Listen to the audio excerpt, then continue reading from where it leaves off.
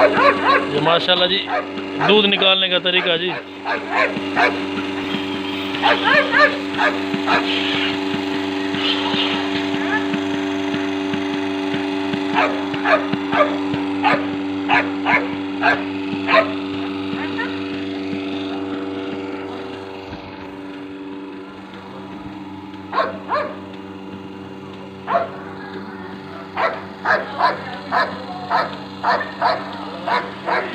ये जी गाय का दूध निकालते हुए मशीन के ज़रिए।